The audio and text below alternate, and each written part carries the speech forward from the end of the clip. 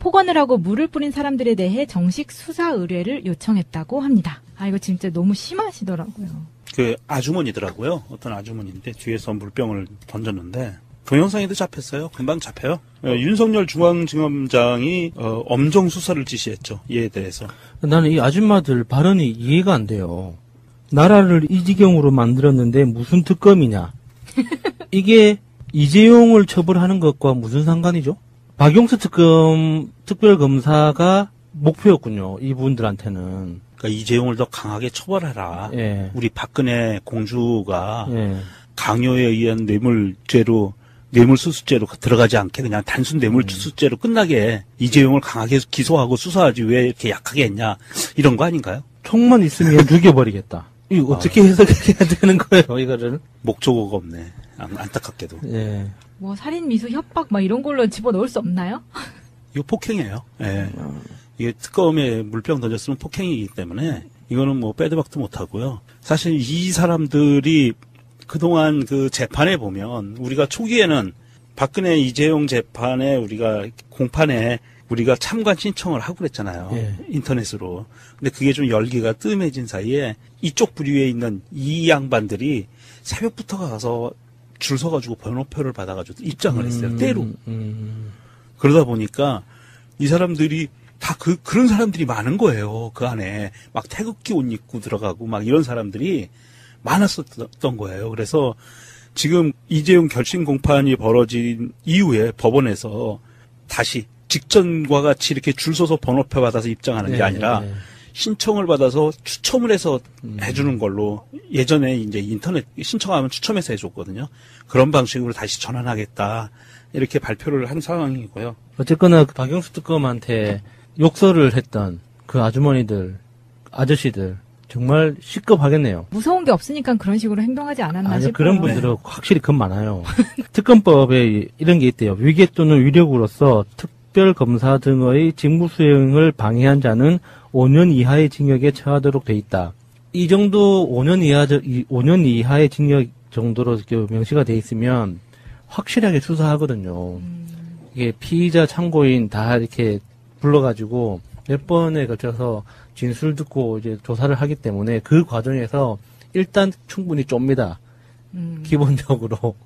아, 좀 그랬으면 좋겠어요. 왜냐면 이분들이 이렇게 하는 게 처음이 아니고 지난번에도 그 세월호 리본이 가방에 달려있다는 이유로 폭언하고 그런 적이 있었잖아요. 그런데 박영수 특검이 들어갈 때 물 던지고 했던 이 사람들이 또 이날 어떤 일을 같이 저질렀냐면 저는 이 사진을 보고 정말 분노를 하지 않을 수가 없었는데 당시에 이재용의 얼굴을 보기 위해서 삼성전자 기흥 반도체 공장에서 일했다가 백혈병으로 돌아가신 황유미 씨 아버지 하고요. 지금 뇌종양 피해자로 한혜경 씨가 당시 법원에 같이 재판장에 있었거든요. 그런데 이 박사모 이 사람들이 정말 방송을 어떻게 말씀을 드릴 수가 없는데 무슨 병신병신 하면서 욕을 하면서 이게 어디에 오냐고 이런 식으로 해가지고 폭언이 너무 심해지니까 이 보호자하고 이 한혜경 씨가 정말 귀를 막으면서 괴로워하는 사진을 찍어서 맞습니다. 네, 저는 그걸 보면서 이거는 무슨 특검에 욕을 하고 이걸 떠나서 인간적으로 어떻게 사람이 이럴 수가 있나 너무 분노했었거든요. 이 사람들 꼭 처벌해야 된다는 게 저는 이것 때문이라도 처벌을 해야 된다고 생각하는 거예요. 독일에 보면 나치 흉내를 내면은 처벌받잖아요. 네. 나치를 찬양하거나 나치 그 오른손 번쩍 들어서 하는 나치식 그 인사를 해도 그걸 장난스럽게 해도 처벌받거든요. 네. 저는 약자들에 대한 그런 정말 심각한 폭언들은 폭력과 똑같이 처벌받아야 된다고 봐요. 이거는 뭐라고 해야 될지 모르겠는데. 그러니까 이 사람들이 같은 사람들인 것 같아요. 세월호 가서 욕하는 사람이나 여기서 이렇게 하는 사람이나. 어쩌면 그럴 수 있는지 정말 상상하기가 힘들어요. 그동안 그 국정원 블랙 요원들과 국정원 측과 그다음에 대기업 측에서 계속 지속적으로 돈이 흘러들어간 조직들이었다고 지금 나와 있잖아요, 사실. 전위부대들이거든요. 일명 태극기 부대라는. 예, 이 사람들이 전위 조직들인데. 네, 댓글 부대 오프라인 버전 아닌가요? 맞아요. 네. 예, 일베 오프라인이기도 하고. 그런데 이 사람들은 정말 폐륜적인 조직이기도 하지만 사실 이 부분들을 뿌리 뽑기 위한 방법 중에 하나도 국정원 개혁이에요. 국정원 개혁에서 국정원이 이런 국내 정치에 국내에 손을 대지 못하게 근본적으로 막아놓고 나면 그 다음에 이제 기업들은 지금 전경련이 거의 이제 유명무실해졌잖아요. 예. 그러니까 전경련에서도 조직적으로 돈을 지급을 못해요. 단지 이런 개개의 사건별로 아마도 이게 삼성이나 이런 데서 돈이 흘러갔을 확률도 사실은 없잖아 있어요. 아직은. 그래서 이런 전체적인 것들을 다 뿌리 뽑아야 되는 것은 이제 시작이 국정원 개혁에서 시작하는 거고, 그리고 검찰도 좀 제대로 잡아야 되고 경찰도 잡아야 되지만 이런 폐륜적인 행동을 하는 사람들은 강력히 처벌하는 그런 반인륜 범죄 조항 같은 것이 형법에 아주 구체적으로 명시가 돼야 될 것 같아요. 어떤 방법으로든 처벌할 수 있는 방법이 있었으면 좋겠습니다. 이게 너무 그러니까 심해도, 예. 네.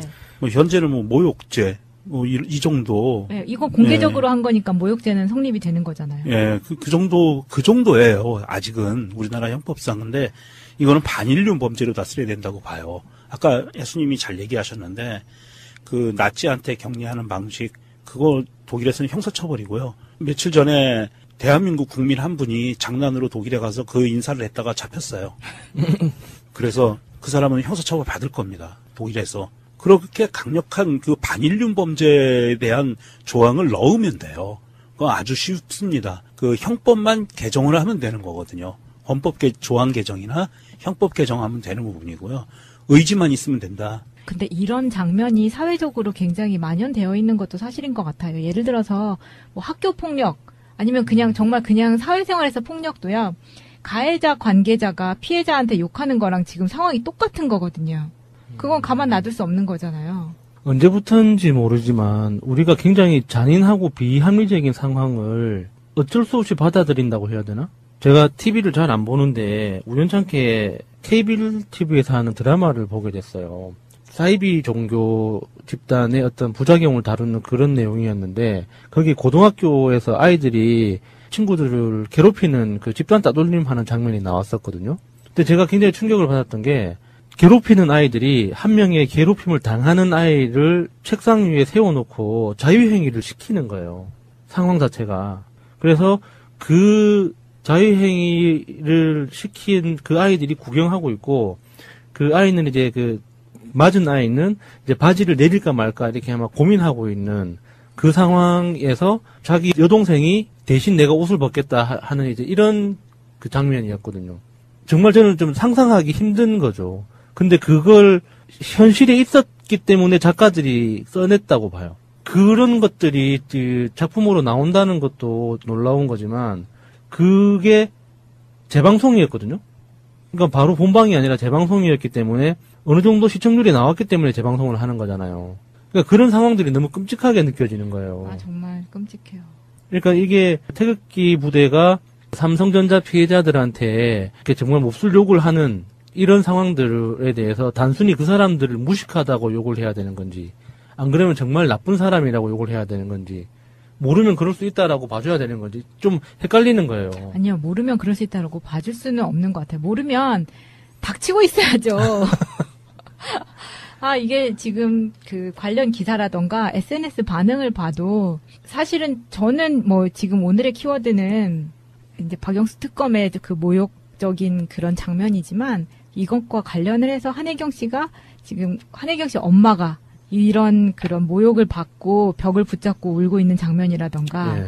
이런 것들이 너무 충격적이어가지고 그 굉장히 오랜 시간 동안 그게 잔상이 남았었거든요. 그런데 이 삼성 백혈병 반올림에 관계된 그 최근 기사가 하나가 나왔네요. 보충해서 좀 말씀을 드리면 이번에 그 장충기 미래전략실사장 그 사장이죠. 그 문자 메시지 보냈던 언론사에 예. 보냈던 거 공개가 됐잖아요. 거의 뭐 판도라의 상자를 열었다고 하네요. 그런데 거기에 플러스 알파가 또 있었어요. 이게 박모 변호사에게 고가의 공연 티켓을 보내줬대요. 그리고 문자를 예. 받았는데 문자 메시지를 서로 주고받은 게 확인됐는데 이 박모 변호사가 삼성 백혈병 피해자 변호사래요. 그러니까 피해자 측 변호사. 예. 그 피해자 측 변호사에게 고가의 알석 공연 티켓 25만 원짜리 막 이런 거를 보내주고 그리고 삼성전자 그 간부들과 만나서 변호사가 식사도 하고 이런 상황들이 벌어졌다는 거예요. 이런 거를 보면 정말로 이번 이재용 재판에 동원된 사람들은 삼성에서 동원한 거 아닌가 하는 의구심도 떨쳐버릴 수가 없어요. 이런 식으로 조직적으로 뭔가를 움직인다면. 그렇네요. 문재인 대통령 취임한 이후에 그 어버이연합을 비롯해서 구구단체의 지원금이 끊기는 바람에 다 해체하다시피 됐다고 그렇죠. 했잖아요. 예. 그래서 그분들은 돈을 안 주면 안 움직이는 분들인데 그렇죠. 어디선가 돈이 나왔기 때문에 움직였을 거다. 예. 아마도 삼성 측에서 저쪽으로 움직이지 않았을까. 합리적 추론이라고 봅니다. 순수한 지지자라고 보기에는 좀 힘들죠. 그 삼성에서 그깟 매덕을 이렇게 쏘는 게 일이겠어요? 그 정도는 이재용 현재 재산이 8조 원이랍니다. 8조 원이니까 와닿지는 않네요. 이건희 지금 현재 건강하게 누워 계시는 이건희 회장의 재산이 18조 원이고요. 셀 수 있는 게 그 정도라는 거잖아요. 네. 우리가 몇 조 원 하는 이 돈 금액에 대해서 잘 감각이 없잖아요. 22조에 대해서 가장 임팩트 있는 비유가 있었어요. 예수님이 태어난 날부터 네. 오늘까지 네. 매일 3천만 원씩을 쓰면 조금 남는답니다. 상상이 됩니까? 달도 아니고 매일 3천만 원 쓰기도 어렵겠네요. 감이 그래도 안 오는데요. 저한테는 누가 10,000원짜리로 1,000만 원 들고 있다 이런 게 더 감이 빨리 와요. 몇 조라고 그러니까 감이 안 와. 그게 돈인지 아닌지도 모르겠어. 그렇네요. 그렇게 재산을 갖고 있는 사람들이 태극기 부대에 몇 천만 원, 몇억 찔러주는 게 그렇게 큰 일은 아니니까. 그럼요. 충분히 개연성이 있는 한 개 이야기네요. 부서에서만 빼낼 수 있는 돈 정도밖에 안 돼요, 그건. 이번 일을 계기로 더 이상 절대 특히 이런 피해자 가족들 이렇게 약자에게 이런 식의 물리적 폭력이 됐든 언어적 폭력이 됐든 가하는 사람들에 대해서는 절대로 봐주지 말고 엄정 수사 찍어서. 예, 맞습니다. 네, 저는 그걸 보면서 이거는 무슨 특검에 욕을 하고 이걸 떠나서 인간적으로 어떻게 사람이 이럴 수가 있나 너무 분노했었거든요. 이 사람들 꼭 처벌해야 된다는 게 저는 이것 때문이라도 처벌을 해야 된다고 생각하는 거예요. 독일에 보면 나치 흉내를 내면은 처벌받잖아요. 네. 나치를 찬양하거나 나치 그 오른손 번쩍 들어서 하는 나치식 그 인사를 해도 그걸 장난스럽게 해도 처벌받거든요. 네.